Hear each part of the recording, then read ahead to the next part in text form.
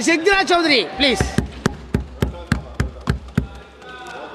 धन्यवाद सभापति महोदय। आज मैं यूनियन बजट 25-26 पर अपनी बात रखने के लिए खड़ी हूँ।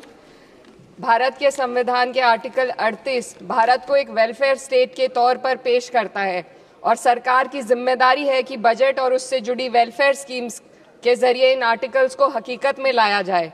इसलिए यूनियन बजट सिर्फ एक आंकड़ों की किताब नहीं, बल्कि सरकार की प्राथमिकता और वेलफेयर स्टेट के संविधान से जुड़ी वफादारी का आईना है।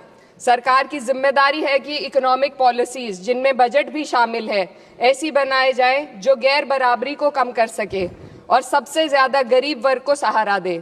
बजट वो लाइफलाइन है जिससे शिक्षा, स्वास्थ्य, पेयजल, सोशल सिक्योरिटी, SC/ST माइनॉरिटी, गरीबों की भलाई के लिए स्कीमें चलाई जाती है।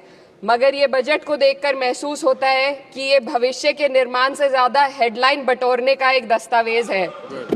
इससे सबसे ज्यादा प्रभावित होने वाली वही लोग पीछे छूट रहे हैं जिन्हें सरकार के सहारे की सबसे ज्यादा जरूरत थी।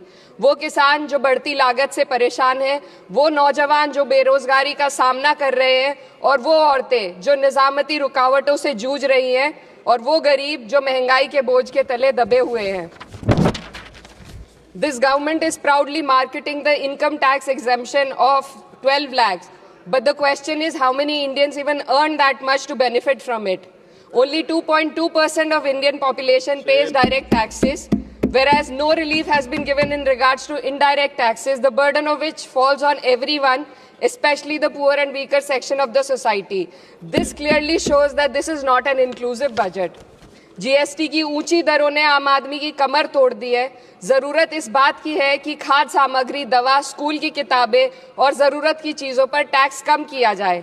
पेट्रोल डीजल पर टैक्स कम करने की कोई कोशिश नहीं हुई, जिसका सीधा असर हर नागरिक पर पड़ता है।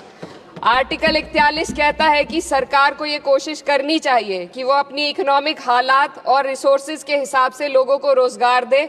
इस बजट ने बेरोजगारी दूर करने की दिशा में कोई ठोस उपाय नहीं दिया है। नई नौकरियों की बात तो छोड़िए, जो पहले से थी वो भी खत्म होती जा रही हैं। स्किल डेवलपमेंट प्रोग्राम के नाम पर करोड़ों खर्च किए जा रहे हैं, मगर सवाल ये है कि ट्रेनिंग लेने के बाद कितने नौजवानों को असल में नौकरी मिल रही है। सरकार के पास इसका भी कोई आंकड़ा नहीं है। सरकारी विभागों में लाखों पद खाली हैं, मगर भर्ती का कोई प्लान नहीं है। आर्टिकल 45, जिसके द्वारा सरकार की जिम्मेदारी है कि हर बच्चे को 6 साल की उम्र तक फ्री और ज़रूरी तालीम मिले ताकि उनका बुनियादी तालीमी डेवलपमेंट सही से हो सके, जिसको संसद ने शिक्षा का अधिकार अधिनियम बनाकर और भी मजबूती दी थी, परंतु इसकी ज़मीनी हालत क्या है वो किसी से छुपी नहीं है। नगरीय क्षेत्रों में सरकारी स्कूलों में शिक्षक ना होने की वजह से स्कूल बंद हो रहे हैं तथा दूरस्थ ग्रामीण क्षेत्र के स्कूलों में टीचर ही नहीं पहुंच पा रहे हैं। सरकार कह रही है कि डिजिटल इंडिया और AI से तालीम का इंतजाम होगा, मगर जरा जमीन पर देखिए, उत्तर प्रदेश में सिर्फ 22% सरकारी स्कूलों में कंप्यूटर है। मेरे संसदीय क्षेत्र कैराना में कई सरकारी स्कूल शिक्षक ना होने की वजह से बंद हैं और मदरसा एजुकेशन के बजट में 57% की कटौती कर दी गई है। क्या यही सबका साथ सबका विकास है? इसी तर्ज पर अस्पताल हैं जहां पर डॉक्टर नहीं है। आर्टिकल 47 अच्छी सेहत और जिंदगी के स्टैंडर्ड को बेहतर बनाने की आवश्यकता पर जोर देता है। राज्य की जिम्मेदारी है कि लोगों की सेहत और उनके वेलबींग को बेहतर करने के लिए जरूरी कदम उठाए, लेकिन हकीकत यह है कि इस बजट का सिर्फ 2% ही आम जनता तक पहुंच पाता है। शामली जिले में 84 डॉक्टर की पोस्ट स्वीकृत है, मगर सिर्फ 29 डॉक्टर काम कर रहे हैं और गायनोकोलॉजिस्ट मात्र 1 है। दवाइयों की कीमतें बढ़ती जा रही हैं, मगर गरीबों के लिए कोई राहत नहीं है। सरकार ने महिलाओं के लिए बजट बढ़ाने का दावा किया, मगर 81% इसका बजट सिर्फ पोषण योजनाओं में डाला गया है। महिलाओं के रोजगार, उनके इकोनॉमिक इंडिपेंडेंस और सुरक्षा के लिए कोई ठोस योजना नहीं बनाई है। बेटी बचाओ बेटी पढ़ाओ का बजट घटा दिया गया, जिससे साफ है कि ये सिर्फ नारेबाजी थी और कुछ नहीं। किसानों की बदहाली हम सबके सामने है, लगातार चलती आ रही है।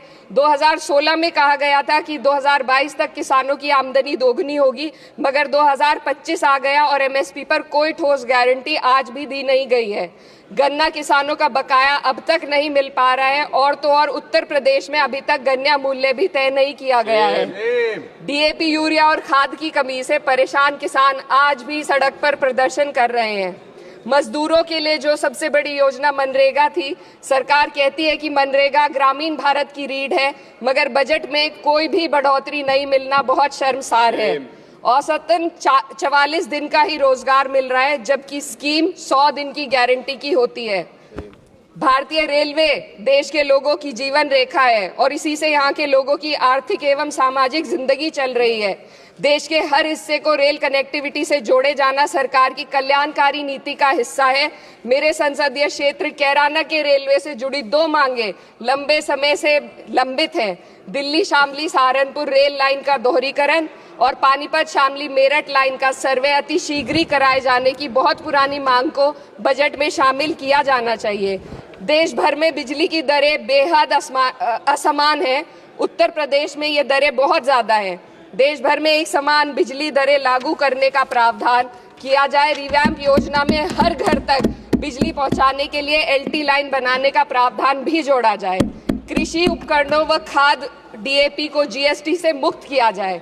किसानों की एमएसपी की मांग को पूरा करने के साथ साथ उत्तर प्रदेश के किसानों को गन्ना मूल्य निर्धारण पिछले वर्ष से बढ़ाकर किया जाना बेहद जरूरी है।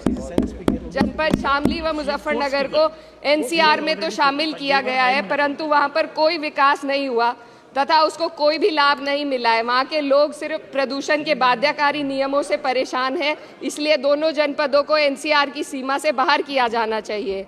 मेरे संसदीय क्षेत्र में मैं कुछ चीज़ें बजट स्पीच में ऐड करना चाहती हूँ। एक, ट्रॉमा सेंटर और ज़िला अस्पताल के अपग्रेडेशन की भी मांग है।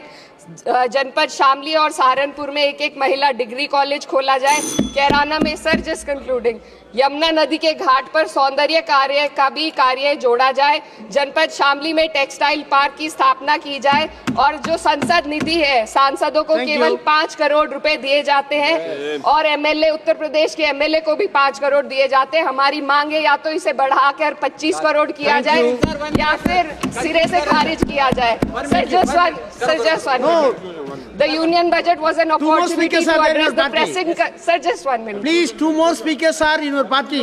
Sir, just concluding. Pressing concern of India's citizen, rising unemployment, soaring inflation, crumbling public services, and deepening rural distress. Yet, instead of offering real solution, the government has focused on optics and half measures. While tax relief for the middle class is welcome, it does nothing for the millions who earn too little to benefit from it.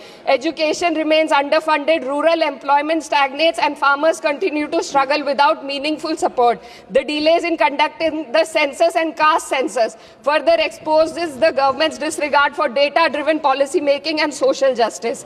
India needs a budget that prioritizes its people, not just its economic headlines, a budget that invests in human capital, strengthens social security and ensures dignity and stability for all. But what we have instead is another missed opportunity, one that fails the poor, the youth, the farmers and the women of this country. Budget प्रस्ताव पर अपने विरोध को मैं 2 पंक्तियों में आपके सामने रखना चाहूंगी। बेदम हुए बीमार दवा क्यों नहीं देते? बेदम हुए बीमार दवा क्यों नहीं देते? तुम अच्छे मसीहा हो, शिफा क्यों नहीं देते? मिट जाएगी मखलूक तो इंसाफ करोगे, मुंसिफ हो तो हश्र उठा क्यों नहीं देते?